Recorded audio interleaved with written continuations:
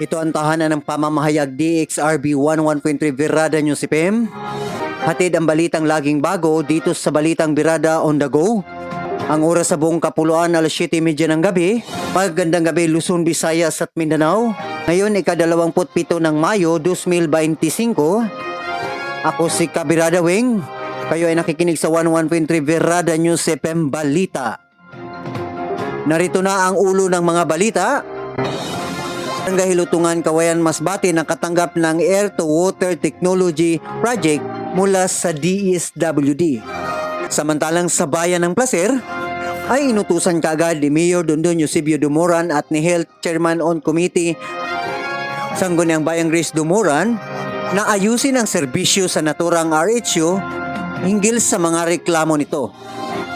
Municipal Police Station sa bayan ng Placer ay binisita ng NAPOLCOM. Para sa detalye ng mga balita, isang proyekto ng DSWD para sa Barangay Hilutungan, Kawayan, Masbate ang isang Air to Water Technology Project sa pamumuno ni Mayor Edgar Escondor at Vice Mayor Esther Binsol at Sangguniang Bayan sa naturang bayan. Malaki ang kanilang pasasalamat dahil napagbigyan ang kanilang kahilingan para sa naturang project na Air to Water Project Technology na kung saan ay makakabenepisyo ang mga naturang mga residente at malinis na tubig ang kanilang pangangailangan na ito ay napagbigyan sa kanilang mga kahilingan. At dahil dito, binisita ni Mr. Norman Lario, Regional Director ng DSWD Region 5, ang Barangay Hilutungan para sa proyektong ilalagay kasama sina Attorney Bernadette Mapuawakin, Director for National Program Management at mga municipal official sa bayan ng Kawayan sa pamumuno ni Mayor Edgar Escondor at Vice Mayor Esther C. Binsol at mga sangguniang bayan.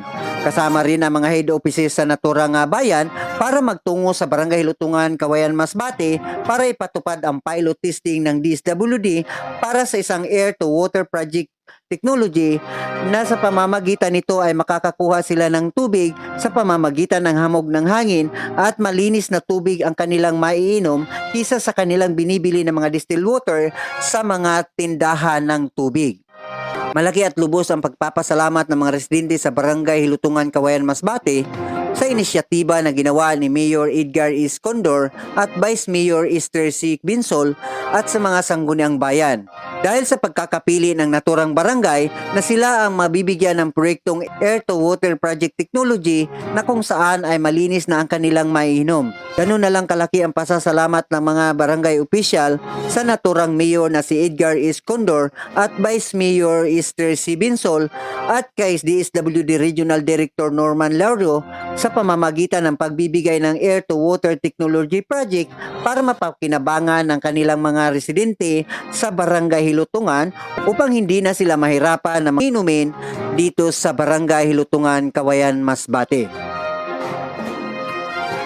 Para sa 11.3 Virada News FM, ito si Wing Burinaga, The News and Public Affairs.